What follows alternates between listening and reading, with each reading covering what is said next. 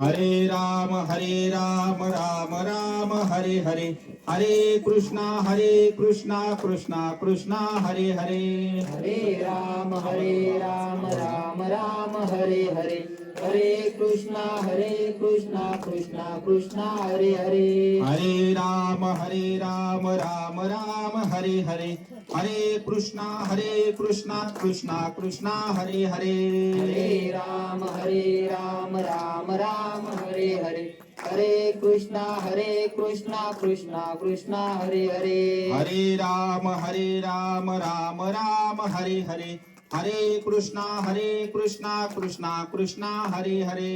हरे राम राम राम हरे हरे, हरे कृष्णा कृष्णा हरे हरे. कुंडली कवर्ता हरी विठ्ठल श्री ज्ञानदेव तुकाराम, पंढरीनाथ भगवान की जय, माऊली ज्ञानेश्वर महाराज की जय, जगद्गुरु श्री संत तुकाराम महाराज की जय, शांती ब्रह्म एकनाथ महाराज की जय, श्री समर्थ सद्गुरु किसनगिरी बाबा की जय, अवधूत चिंतन श्री गुरुदेव दत्त, मंगलमूर्ती मोरया सब संतन की जय.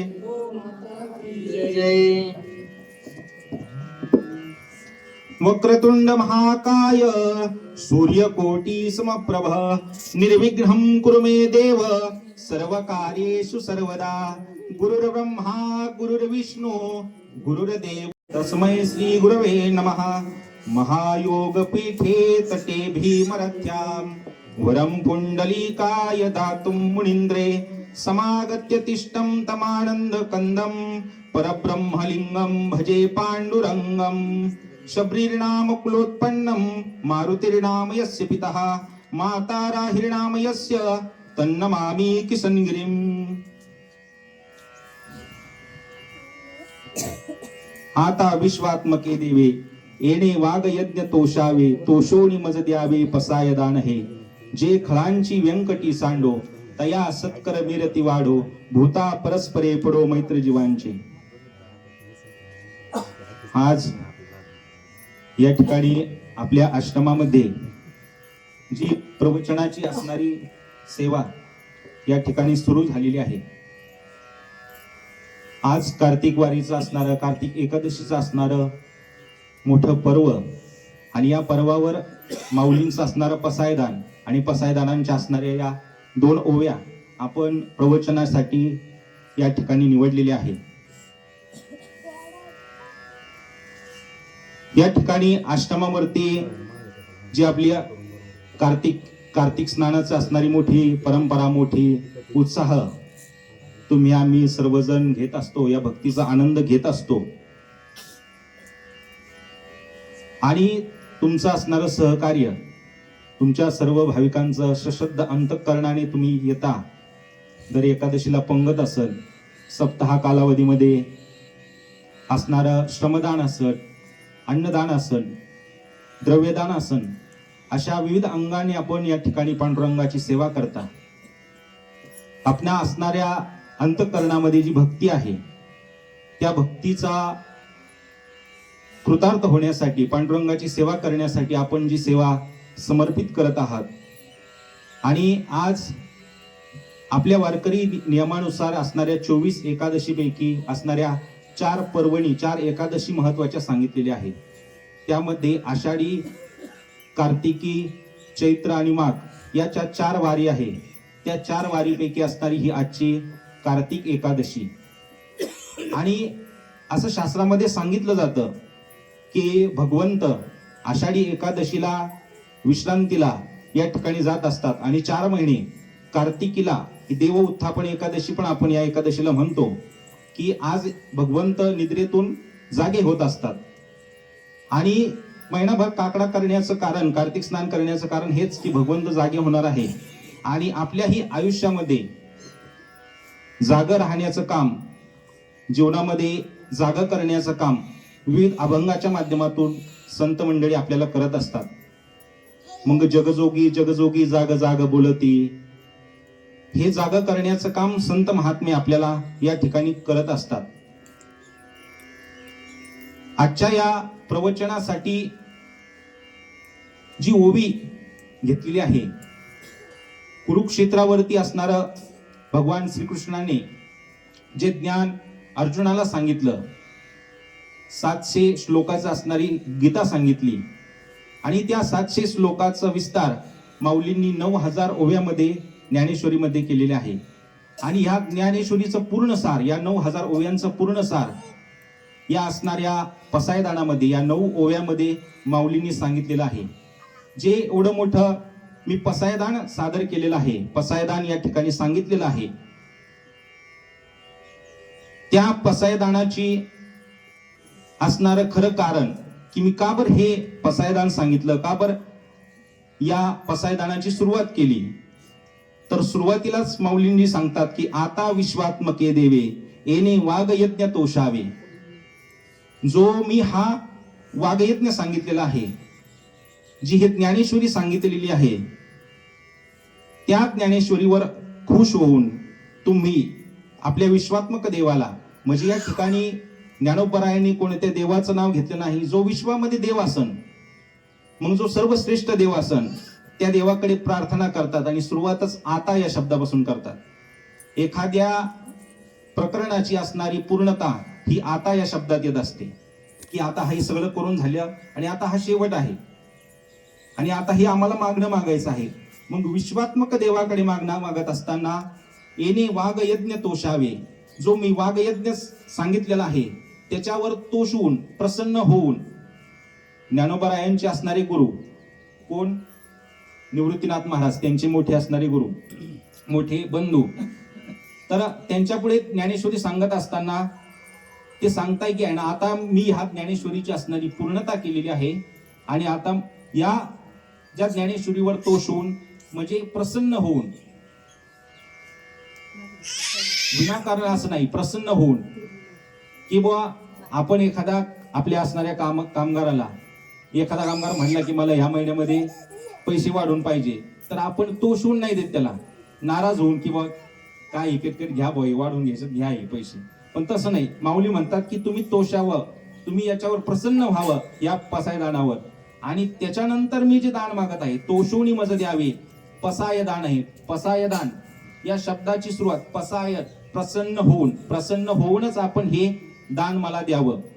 आणि हे पसायदान मागत असताना आधीची जी सुरुवात सांगितलेली आहे, किंबहुना तुमचे केले धर्म कीर्तन हे सिद्धीस नेले, येथ माझे जे उरले पायिकपण, की बा हे सगळं ज्ञानेश्वरी झाल्यानंतर आता तुम्ही किंबहुना तुमचे केले, मी तुमच्यासाठी ही ज्ञानेश्वरी सांगितलेली आहे.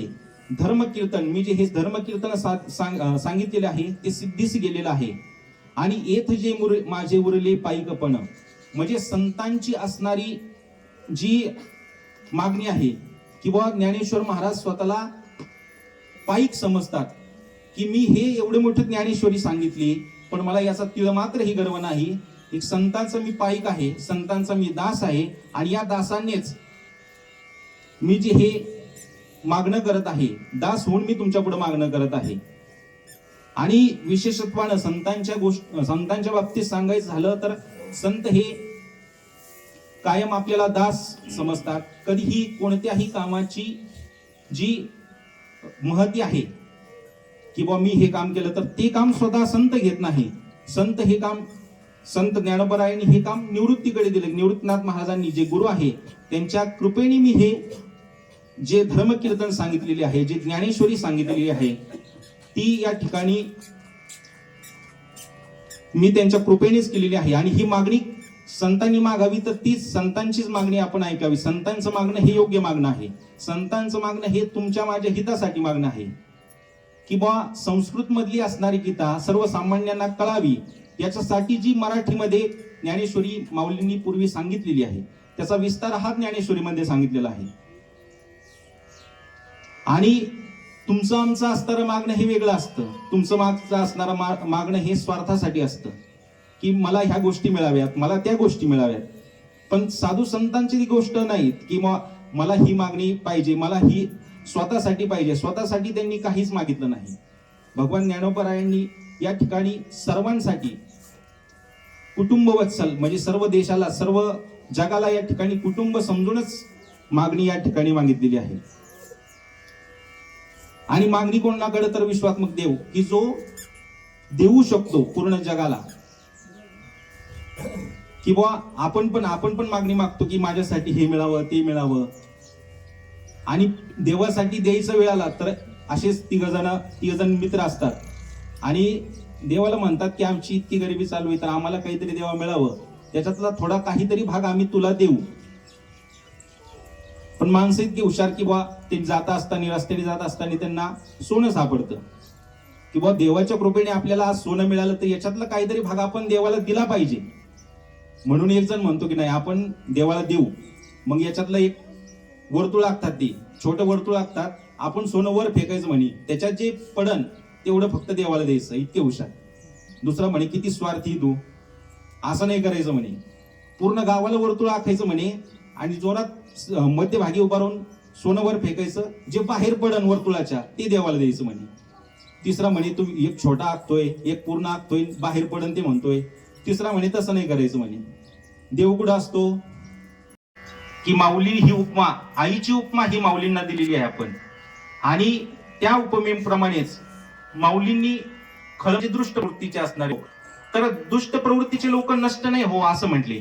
जे खळांची व्यंकटी सांडो, म्हणजे माणसांच्या हृदयामध्ये असणारा जो वाईटपणा आहे, तो वाईटपणा प्रत्येक माणसांच्या हृदयामध्ये चांगुलपणा आहेच, पण जो वाईटपणा आहे, जे खळांची व्यंकटी सांडो, तो वाकडेपणा तो वाईटपणा माणसांचा कमी व्हावा, म्हणजे आपोआपच जो चांगुलपणा आहे माणसामध्ये तो वाढन, तो वृद्धिंगत होईल, अशी मागणी माऊल्या आपल्याला या ठिकाणी दुसऱ्या ओळीमध्ये, जे खळांची व्यंकटी सांडो तया सत्कर मिरती वाढो, आणि सत्कार्यामध्ये सत्संगामध्ये भगवत चिंतनामध्ये त्या माणसांची असणारी वृत्ती ही वाढावी, असं माऊलींचं या ठिकाणी मागणं आहे. तया सत्कर मरती वाढो भूता परस्परे पडो, आणि जो व्यक्ती आहे, जो चांगल्या प्रवृत्तीची व्यक्ती आहे, त्यांच्यामध्ये परस्परांमध्ये मैत्रीची भावना ही दृढ व्हावी, म्हणजे जेणेकरून मैत्रीचीच भावना या ठिकाणी सांगितलं, इतर नाते संबंध सांगितला नाही की भावाची बहिणीची अशी उपमा दिलेली नाही.